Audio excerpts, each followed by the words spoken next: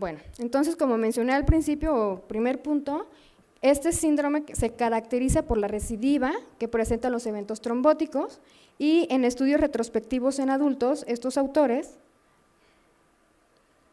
en una cohorte de 70 pacientes, documentaron que 37 de ellos, que equivale al 53%, presentaron segundos eventos de trombosis en un seguimiento de 5 años. Cuando estos eventos se presentaban en territorio venoso, la probabilidad de que volviera a presentar en el mismo sitio es de un 76%. Y cuando el evento de trombosis se ubica en un vaso arterial, la probabilidad de que se vuelva a presentar en el mismo sitio es de un 91%. Algo similar reporta el segundo autor y Camachte y colaboradores, en donde también en una cohorte de pacientes adultos, de 147 pacientes, 101 presentaron recurrencia, que equivale a un 69%, con un seguimiento a 6 años. En niños, una característica también importante es la recidiva, sin embargo, la frecuencia no es tanto como la que se reporta en adultos. Entonces, en niños es de un 30%, lo cual equivale a un 50% menor al de adultos, pero si esto lo comparamos con una trombosis de origen idiopático, en esta el riesgo de recurrencia es de un 10%, lo cual equivale a 3 veces mayor en este síndrome. Entonces, en esta cohorte de 28 pacientes pediátricos con síndrome antifosfolípido primario, 28 era el total y 24 fueron los que iniciaron con un evento de trombosis venosa profunda, y de estos 7 presentaron recurrencia, que equivale al 30%. Sin embargo, bueno, estos pacientes presentaron, varios de ellos, una o más eventos de recurrencia, en total son 11, y la mayoría de estos, 8, ocurrieron después de haber suspendido el tratamiento de warfarina. Cabe mencionar que en esta cohorte el tratamiento o la duración de fue muy corta, fue de 3 meses. El otro aspecto que trata de explicar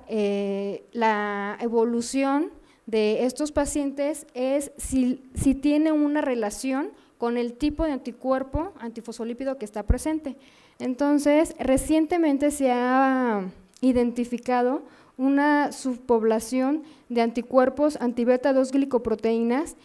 que el anticuerpo, el de la antibeta 2 glicoproteína, cuando es capaz de reconocer al dominio 1 de la proteína beta 2, entonces lo que hace es que la dimeriza o la pentameriza, y entonces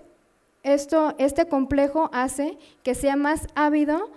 para unirse a otros fosfolípidos, ya sea a otros receptores fosfolípidos, ya sea de la plaqueta, lo cual hace que se activen, o bien del endotelio, y de esta forma es activarlos, y es como se explicaría el mecanismo trombogénico de estos anticuerpos. Otros anticuerpos,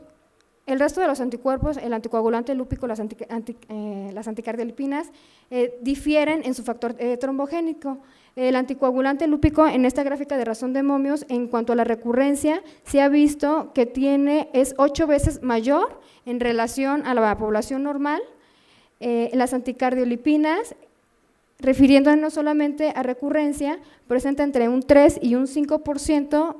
mayor que la población normal, y acá es la relación ya en una gráfica del anticoagulante lúpico y con las anticardiolipinas. Ya me voy a ir un poquito más rápido.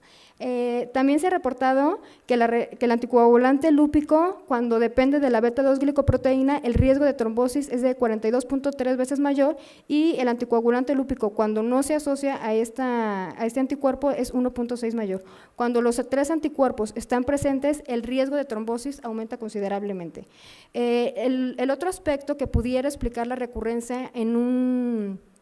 paciente con trombosis es una resistencia inusual a la warfarina, y esto se ha identificado en un grupo de pacientes, 15 pacientes que no tenían respuesta al tratamiento con warfarina. En 7 de ellos se logró documentar un polimorfismo de un solo nucleótido en el gen que codifica a la enzima epóxido reductasa de la vitamina K, que es la encargada de convertir a la vitamina K oxidada en su forma activa reducida, y de esta forma carboxilar a los factores K dependientes y activarlos. Otro de los aspectos importantes es o de lo que se plantearon es que por qué los adultos en relación a los niños era más frecuente que tuvieran recurrencias. Entonces, bueno, se sabe que los adultos además tienen otros factores ambientales trombogénicos, como puede ser la hipertensión, la diabetes, la obesidad, tabaquismo, que en los niños no se observa. Entonces, la otra cuestión era si ahí estos niños, los que presentaban alguna trombofilia hereditaria, tenían más de riesgo de presentar un evento trombótico. Hay diferentes series en donde reportan diferentes frecuencias de estas alteraciones. Sin embargo, en este grupo de pacientes, en 53% de pacientes antifosfolípidos que habían presentado recurrencia, el 53% podían tener alguna alteración hereditaria, más sin embargo, algo importante es que esto no impactó en la recurrencia, y esto se hizo cuando se comparó con el resto de la población pediátrica con recurrencia de eventos trombóticos sin esta condición. Y ya por último, el tratamiento, bueno, los dos estudios más importantes que han marcado la pauta de cuál es la duración y cuál es la intensidad en cuanto al rango del INR, el estudio de Canadá y el estudio WAPS, hicieron dos grupos de pacientes para definir cuál era la mejor intensidad de este tratamiento. Entonces,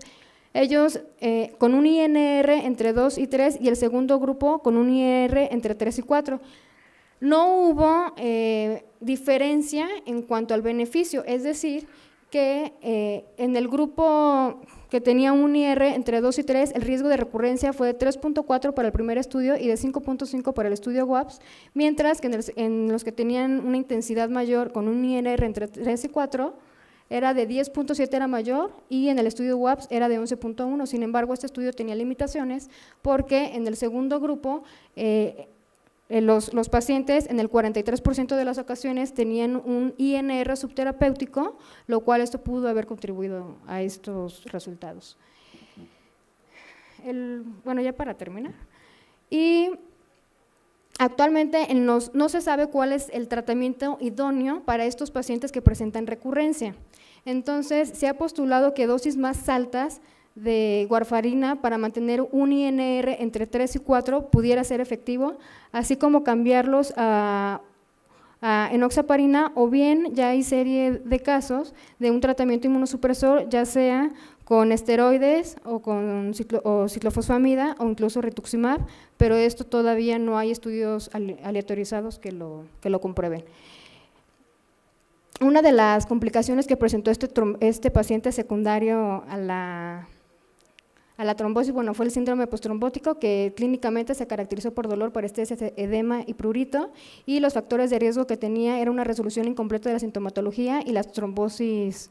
de repetición. Como conclusiones, bueno, pues se trata de un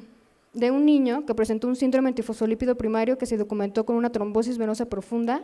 que se pudo documentar la presencia de los anticuerpos antifosfolípidos persistentes, en este caso con un anticoagulante lúpico en 2 determinaciones y posteriormente anticardiolipinas, la recurrencia del fenómeno trombótico que pudo ser atribuido a un mal apego al tratamiento con warfarina al final de su evolución, así como la asociación de varios anticuerpos antifosfolípidos, principalmente el anticoagulante lúpico, y de las complicaciones que presentó fue el síndrome postrombótico, que se documentó por la persistencia de edema posterior a un evento trombótico agudo y por estudio de imagen, que fue una feblografía que reportó una insuficiencia valvular venosa.